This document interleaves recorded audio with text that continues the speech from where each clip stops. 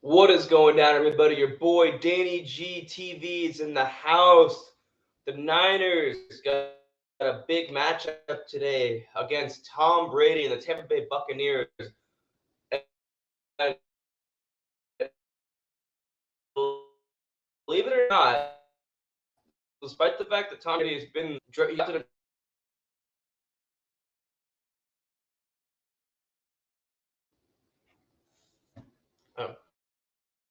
despite the fact that Tom Brady's been in the league since 2001 as a starter, believe that is, and of course he's being from the Bay Area, growing up a Niner fan and all that, being from San Mateo. This is only his second time playing against the 49ers in the Bay Area. He's played the Raiders in the Bay Area, so we can't say just in the Bay Area, but as for playing against the 49ers in the Bay Area in his hometown, playing against his his childhood team, this is only his second time playing in San Francisco or Santa Clara. And of course, he never once played at Candlestick. Of course, I believe he was injured.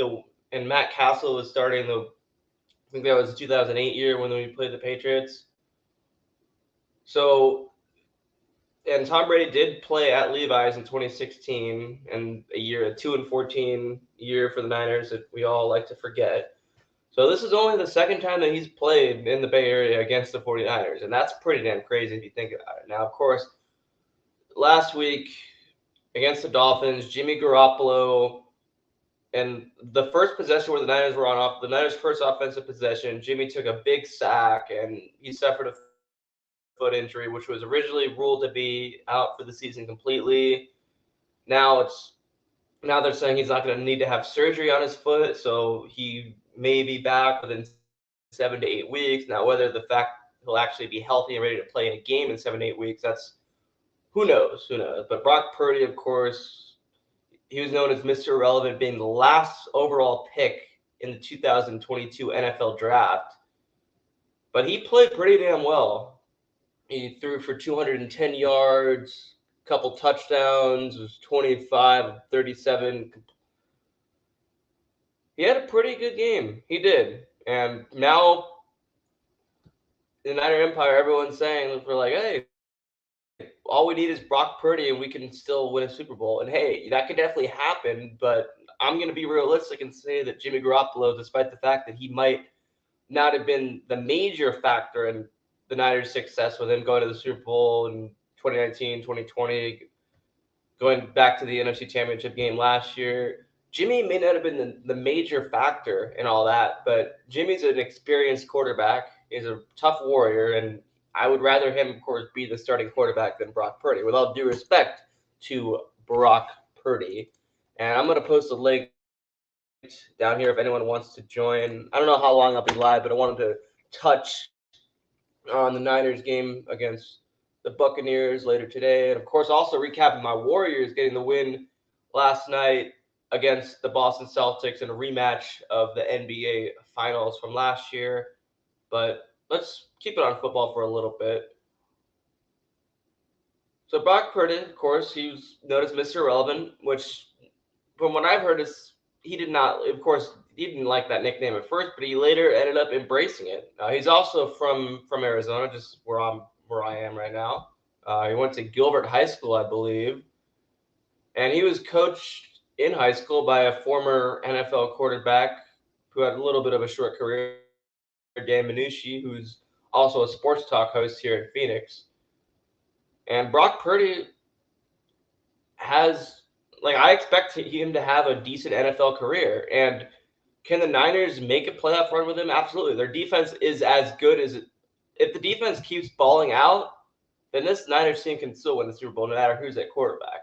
But yes, again, I would rather have Jimmy Garoppolo at quarterback than Brock Purdy. But Brock Purdy can prove everyone wrong, and hey, who knows? In 7 to 8 weeks, I see the only reason that you would see Jimmy start in the playoffs is if Brock Purdy is struggling, but the Niners are still winning. And you can use an example of last year when the Niners beat the Packers in the divisional game last year, and Jimmy did not play that well, but they still got the win. Now, if we're in a scenario, we're in a situation of where that's the case, where the Niners are, let's say they went in the wild card round, and Jimmy is back. Jimmy's healthy. The doctors are giving him the okay to go. I would say that's the only way that we would see him start. And even then, it would be tough to bench a quarterback that took you this far. But it's all going to depend on that. And the most likely scenario is that Brock Purdy just plays well and then they're able to make a playoff run with him at quarterback. Now, do they have a high percentage chance of winning the Super Bowl? No, they don't. And that's just being realistic. They don't. Because Brock Purdy is a rookie quarterback who's a last overall. The same thing goes with Trey Lance. They probably wouldn't. We weren't. Apologies, my internet's kind of going in and out. Apparently, I don't know. I probably has to do with the stream, but with the StreamYard. But the Niners did not have a high probability chance of winning the Super Bowl with Trey Lance at quarterback either, and that's why a lot of Niner fans are saying, "Well, why would we bench Jimmy Garoppolo after him taking us to the NFC Championship game for the second time in 2 years? Like, why would you do that?" And that's a fair point. But yes, Jimmy has not played his best, both in 2019-2020 playoffs and in the 2021-2022 postseason last year as well. But now last season, though, Jimmy was battling an injury. He was battling a shoulder injury and a thumb injury, and he still played. And so for that, you got to give him props. You absolutely do. And when Jimmy Garoppolo got injured in 2018 in that game in Kansas City, he could have gone out of bounds, yes, but he was just fighting for extra yardage for his team. And kind of similar last week, because Jimmy he could have thrown it away on that play, but where he got sacked, but he wanted to keep the team in field goal range. So a lot of people are questioning Jimmy Garoppolo's toughness. A lot of the Niner fans that are Jimmy haters will question that, including one of my boy A-Bomb, who's one of the classic Jimmy Garoppolo haters. But one thing that you cannot say about Jimmy is that he's a warrior. You cannot deny the fact that he's an absolute warrior. Cannot deny that at all. Playing through injuries, fighting for extra yardage. That's why I hate the fact that Jimmy's most likely going to be out for the season, because yes, he might not need to have surgery on his broken foot, but that doesn't mean that he's going to be fully healthy in 7 to 8 weeks. But who knows? Who knows? But the Niners got the Tampa Bay Buccaneers today at Levi's, 2:25 kickoff my time, 1:25 Pacific Standard Time. It's going to be a battle, I say. Now, Tom Brady, being 45 years old, he still has it in him. He does. He hasn't been as dominant as he usually is this season. The Buccaneers are they 6-6 now? Are they 7-6?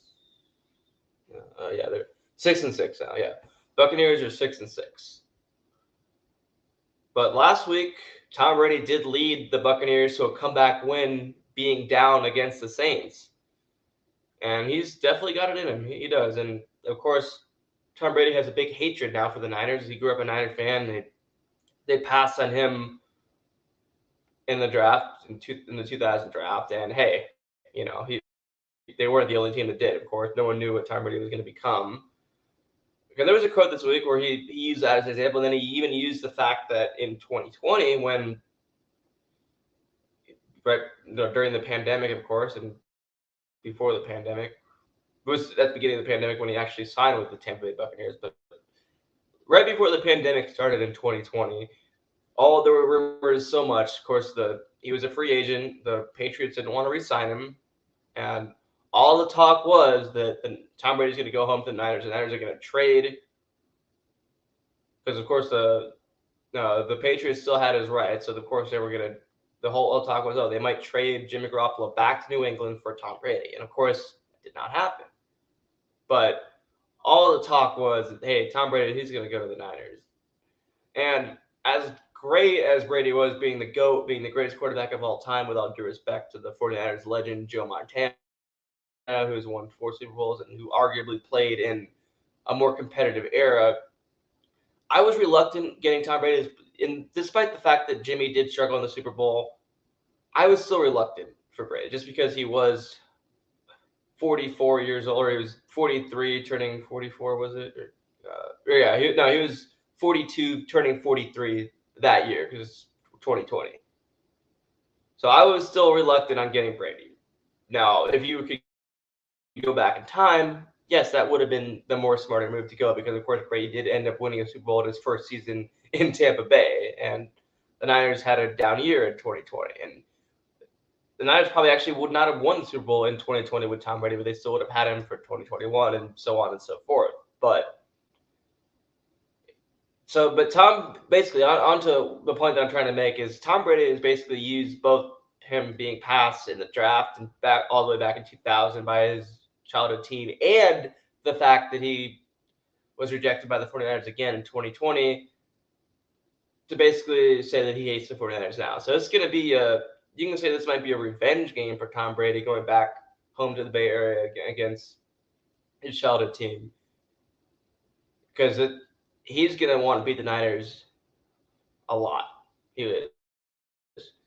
Now, Brock Purdy making his first NFL start against Tom Brady. Just first off, how cool is that? Now, Brock Purdy was born in December of 1999, right before the new millennium 2000. I believe it was December 27th, 1999 is when Brock Purdy was born. Tom Brady was drafted by the Patriots in April of 2000, which means that when Tom Brady was drafted, Brock Purdy was only 3 months old. How crazy is that? I mean, that is just absolutely insane. And now, Brock Purdy at 22 and Tom Brady at 45, they're starting a game against each other. Man, that is remarkable. That is absolutely remarkable. Now, real quick, I'm going to get into my Golden State Warriors getting the win last night, 123-107 against the Boston Celtics, the rematch of the NBA Finals. Now, the Warriors have struggled this year. Despite being the defending NBA champions, they have struggled. And they lost their first 8 games on the road. And they're now 14-13 right now.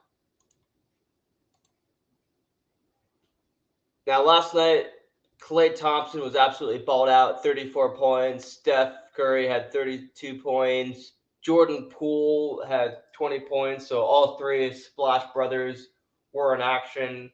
Draymond had 11. He had a great defensive game, played 36 minutes, had 4 rebounds. Kevon Looney had 15 rebounds. Jonathan Kuminga played 21 minutes, had 5 rebounds. Moses Moody played 12 minutes, had 5 rebounds as well. And Klay also had 5 rebounds also. Steph had 6. Jordan Poole had 3. So all around good team performance by the Warriors. They beat the hottest team in the NBA right now with the Boston Celtics, just playing absolutely great right now. And they were not favored to win it. Despite the fact that they beat them in the finals last year and they were at home, they were not favored to beat the Celtics at all. The Celtics are 21-6, and they were the hottest. Well, they still are the hottest team in the NBA, despite losing to the Warriors, who are only 14-13. A lot of people thought that this might be a down year for the Warriors, but it's so early, and the Warriors are only going to get better. All the young Warriors are going to get better, and there's so much more to go in this season right now.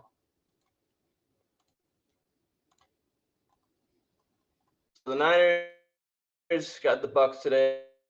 The Warriors got a great win last night. Some other news, of course, was this week was Aaron Judge almost going to the Giants, but then decided to re-sign with the Yankees. I honestly did not expect Aaron Judge to go to the Giants. I just didn't. I had a feeling he would re-sign with the Yankees. I was excited, of course, when John Heyman had the arson Judge to the Giants tweet, but it is what it is. The Giants did not have to, I guess you could say they didn't have to waste 9 years and all that money on Aaron Judge. Now they have so much more left, so much more money to spend on a bunch of more free agents, and they can get better for 2023. Now the Warriors, they're the 8th seed right now, and Clippers are the 7th seed, Trailblazers are 6th seed, the Kings, the Sacramento Kings are the 5th seed. Wow. Suns, the 4th seed, and actually they're tied with the Nuggets technically, 16 and 10. Grizzlies are the number 2 seed, and the New Orleans Pelicans are the number 1 seed. I expect that to change because we're still pretty early in the season. I expect the Warriors to get into the playoffs at a higher seed, at least a 6th seed. But despite all their struggles, I do expect the Warriors to make the playoffs and make another finals run. Are they going to win it again this year? It's hard to say right now. But they can. They're definitely not going to miss the playoffs, and they're definitely going to still make a run. So, and another thing, baseball related, is Barry Bonds got rejected into the Hall of Fame again, which is absolute complete bullshit. There was another committee, despite the fact that so it's was what was it the 9th year on the ballot that he didn't get voted in on the original on like the initial Hall of Fame ballot. There was another contemporary ballot, but he did not get on that. So Barry Bonds again missed his Hall of Fame chances, and that's just absolutely sad, because there are players in the Hall of Fame that have taken steroids before. So why the fuck are you not going to have the home run king be in the Hall of Fame? That just doesn't make any sense to me. I'm sorry, it just doesn't. But if anyone wants to chime in on that, or the Niners, or the Warriors, or anything, the link is right there. Gonna get back to the Niners a little bit. How great is this defense, man? Nick Bosa, Fred Warner, Eric Armstead came back last week. Samson Ebokam, Dre Greenlaw, who made a big fumble recovery for the touchdown last week against the Dolphins, which ended up being the game winner. This defense is just absolutely lights out. Oh, don't forget Talanoa Hufanga. So Tom Brady facing our defense. That's going to be such a good matchup. We got the greatest quarterback of all time facing a defense that might end up going down as one of the best defenses of all time. So I'm looking forward to that. It's going to be a great game today. I'm expecting it to be a fight. The Niners, I expect them to get the win, maybe 21-14. That's my score prediction for this game. It's going to be a great game, but because I don't think the Niners are just going to completely shut down Tom Brady as good as the defense is, but I expect they're going to get some sacks on him. And Tom Brady's going to be wishing that he just retired. He just stayed retired last year, and he was at home with Bang and Giselle and taking care of his kids because, yeah, Niners are going to get the win today. That's my prediction. But I might stay on for a little bit. No one's watching, but I don't give a fuck. I'm going to continue going live until someone decides to maybe join. We'll see.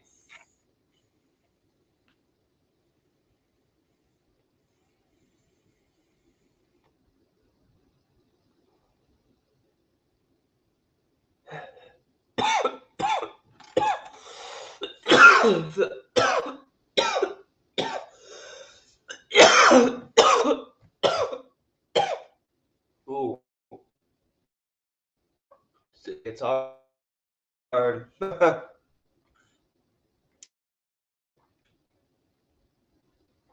this internet connection is so bad. But hey, if no one joins, that's all good. I just wanted to come on here, talk about Mr. Irrelevant Brock Purdy, who he did not like that phrase at all, Mr. Irrelevant, but as time went on, he ended up embracing it. And Larry Krueger, host on 95.7 The Game, formerly on KNBR, who has a YouTube channel and on here as well, The Krug Show, he basically has said that Brock Purdy has played the best out of any quarterback during all the practices, during minicamp, during OTAs, during all that. He said that Brock Purdy impressed him the most. So now Brock Purdy, of course, playing at Iowa State, he started 46 games over 4 seasons. He completed 67.7% of his passes for 12,170 yards with 81 touchdowns, 33 interceptions. That's a pretty damn good college career, actually. Now, the NFL and college might be a completely different game, and the Niners do not have a high probability chance of winning a Super Bowl with Brock Purdy at quarterback. They don't, but they always can, and they can at least make a playoff run and get into the playoffs with Brock Purdy at quarterback. That would be a pretty good, impressive feat. Because when you have two quarterbacks going down, when you have Trey Lance going down week two against the Seahawks, and then you have Jimmy Garoppolo going down in the beginning of December when you're on a playoff run. That's something that a lot of teams wouldn't be able to bounce back from, and their season would just be over at that point. But with the Niners being as strong as they are defensive wise and just having an all around great team overall, having Christian McCaffrey, who is an absolute game changer, 2-dimensional player, both a running back and a receiver, and you got Deebo Samuel being the opposite, being a receiver who also plays kind of as a running back, and you have Brandon Ayuk playing as well as he is right now. You have Juwan Jennings, Third and Juwan, his nickname, being able to make so many plays on third down. When you have all that, and you have the defense being one of the top defense in the NFL, basically, with Nick Bosa, Eric Armstead, Fred Warner, Dre Greenlaw, and Talanoa Hufanga, this team can definitely make a Super Bowl run. All right, I'm not going to sit here and say that they absolutely have no chance. And right now, the 49er faithful is really high on Brock Purdy. But if he struggles in this game, and if he plays bad and the Niners lose, next week it's going to be, we need to sign another free agent quarterback. I mean, I don't even know who's available. Baker Mayfield signed with the Rams, but if Brock Purdy struggles in this game, all the love that he got from the faithful last week is all going to go in the trash. And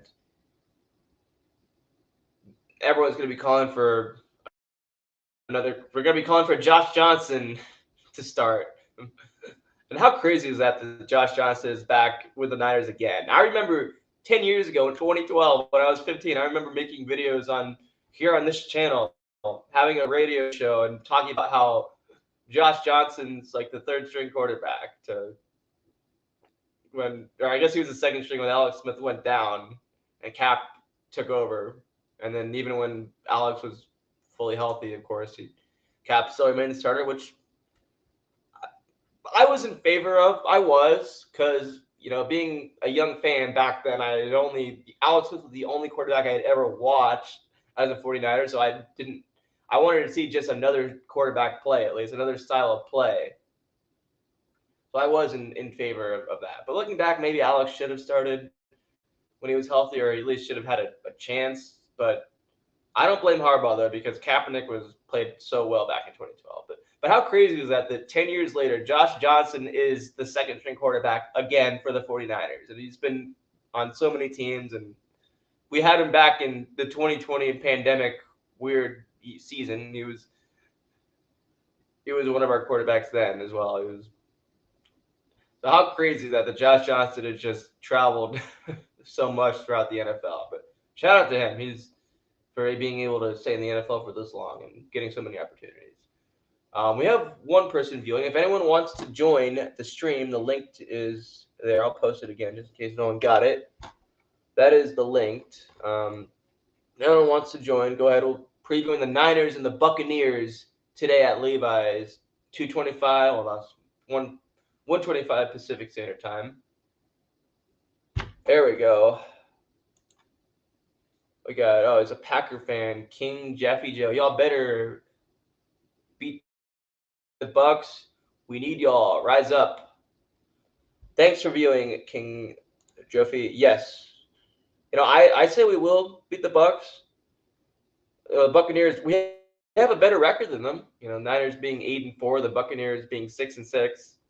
Of course, we are facing the GOAT, Tom Brady, who led his team to a comeback win against the Saints last week. The Saints also are coming off the Buccaneers are coming off a shorter week, having played on Monday night. They had to travel pretty far all the way to the Bay Area, so they're going to be more fatigued. The Niners defense is no fucking joke. Nick Bosa is going to be all over Tom Brady, getting him alive. Nick Bosa being 20 years younger, just both me and Nick Bosa being 20 years younger than Tom Brady, born in 97, Brady born in 77. Nick's going to be sacking the elder Brady a lot. I'm expecting to have a couple sacks.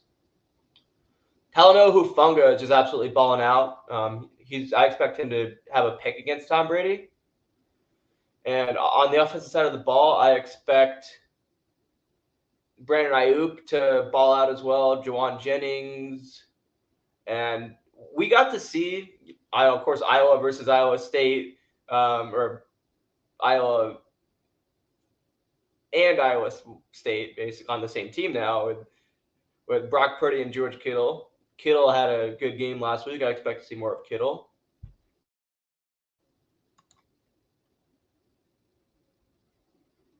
Oh, it is? Okay. The G on the photo is from Georgia Bulldogs, not Green Bay. Huh. Okay. That is weird, though, because the G looks a lot like a Packers. Fuck my internet. Okay.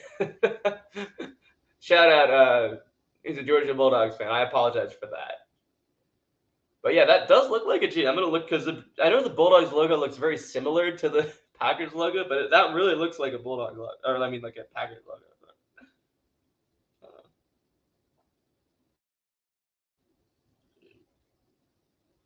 Maybe because it's just in like it kind of looks green, I guess. Yeah, it kind of looks green in your profile pic. That's why it looks like a Green Bay logo. That looks because the Georgia Bulldogs logo and the Packers logo looks pretty similar, but it looks kind of green in your profile pic. But that's funny. Uh, what is your NFL team, King Jaffe Joe? And appreciate you joining the stream. Appreciate that. Now, I think Kyle Shanahan coached his best game.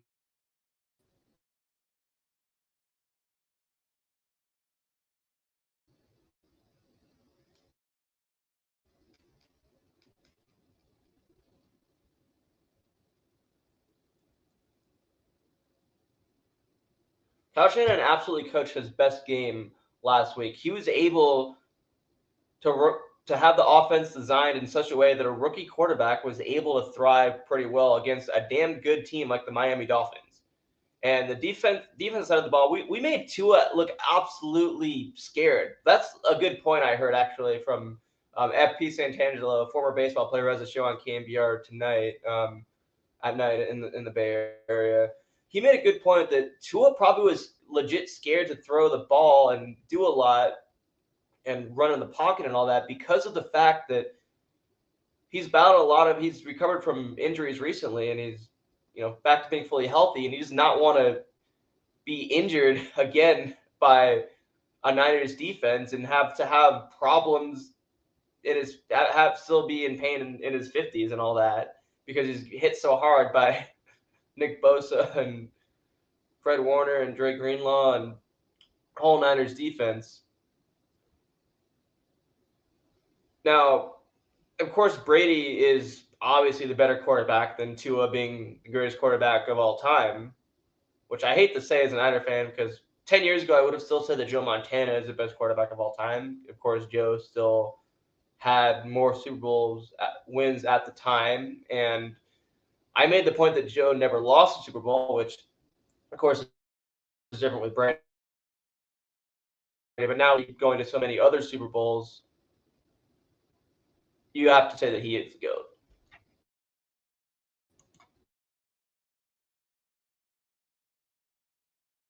My internet usually isn't bad. I don't know why it's so bad for the stream.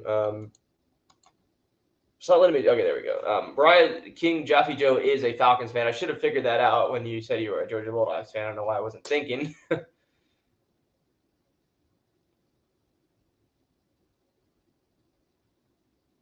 That is true. That is a good point. The Falcons are the other NFC South team that we played, and we did lose that game. And that was a game where Jimmy did struggle. And the Falcons were obviously the better team in that game. Good win there, King Jaffe. That was a well-fought game for you guys.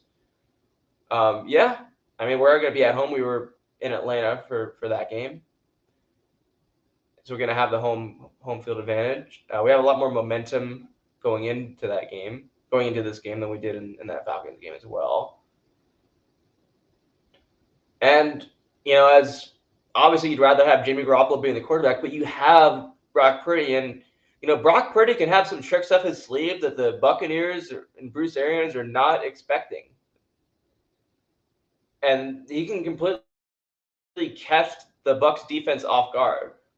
Again, he could also look really bad and we can lose, and then the whole 49er faithful is going to be calling for Brock Purdy to be benched already, because that's just how the NFL works.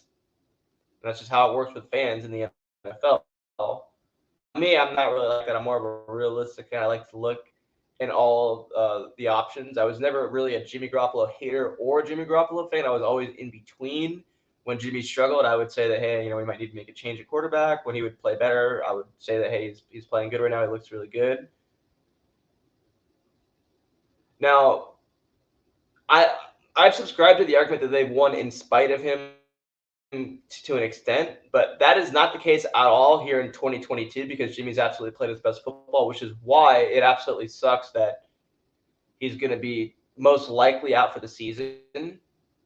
But Brock Purdy, having a new quarterback that teams aren't used to, that's an awesome thing just in general, because like Kaepernick in 2012, he was just able to ball out and no teams had any idea how to stop him. And so with Brock Purdy, who's more of a mobile quarterback than Jimmy, and who played better last week than Jimmy played in a lot of games in 2021, for example, and of course Brock Purdy being fully healthy, we could get a Brock Purdy show. We absolutely could. And we could have the 22-year-old quarterback beat the 45-year-old quarterback, even though they're not technically playing against each other at the same time. But that can very well happen. It could. It absolutely could. And Kyle Shanahan had so many tricks up his sleeve last week.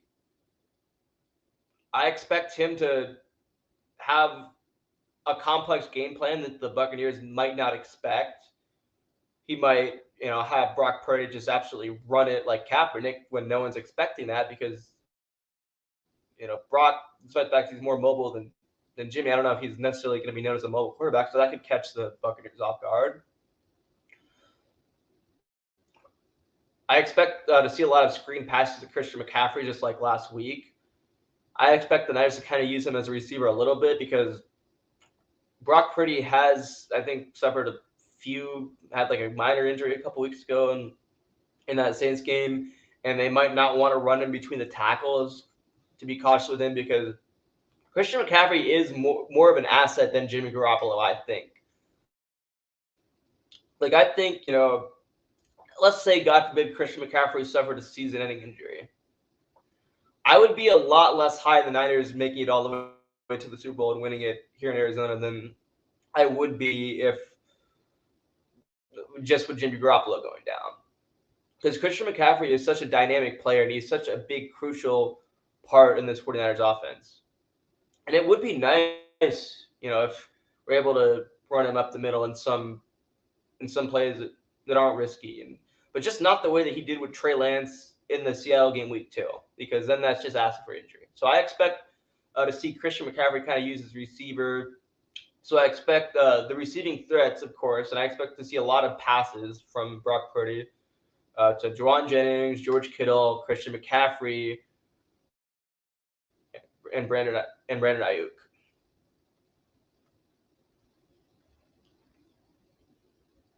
And of course, they activated Tevin Coleman for this game. So I don't. Jordan Mason's probably going to play as well. He had a decent game last week, and of course, Elijah Mitchell has been. What is he out? Is he out 8 weeks? I don't think he's out. He's going to be out 8 weeks, right? So, and that was also a big blow to in the Saints game. That was also a big blow to the Niners, because having Elijah Mitchell and Christian McCaffrey would be such a good 1-2 punch. But now Christian McCaffrey, of course, has to be the lead back, despite the fact that I expect to see more of him as a receiving threat. But anyway, I think I'm going to wrap up this stream. Thank you so much to King Jaffe, Joe, for joining and interacting with me. Glad I could, kind of come on here, preview the game a little bit, talk about my Warriors getting the win, the defending champs getting the win against the Celtics, beating them again on such a great game by the Splash Brothers, Steph, Clay, and, well, Jordan Poole. I call it Jordan Poole the other Splash Brother, just because he's, his last name is Poole, and which would make him a Splash Brother, despite him not being, of course, part of the OG Splash Brothers. But what a win by the Warriors last night. That was really exciting, getting that win at a game that they were not favored to win at all, despite the fact that they are the defending champs and they beat the Celtics last year. But the Celtics, being the hottest team in the NBA, they did not. No one expect. Well, no, I won't say no one. I mean, I had a feeling they could get the win. I didn't think that. I thought it would actually be a down the wire game. I didn't expect it to be necessarily a 123 or 107 game. But hey, the Warriors outplayed the Celtics last night, and they got the win. So let's go Niners. Let's get the win against the Bucks today. I will since I kind of trash talk, I don't want to say this is a TTC video, but I did say the Niners are going to get the win. So if we lose to the Buccaneers, I will make a Crow video. And when we play the Seahawks next week, I will make a Trash Talk and Circle TTC Hay Week video. I will. But King Jaffe Joe, you can say hi to my friend Sleeta, David, who I've known for 13 years. Shout out to him. So you can, I'm assuming that you know him being a Falcons fan. You can tell him I said what's up. Danny G is out. Let's go Niners. Peace.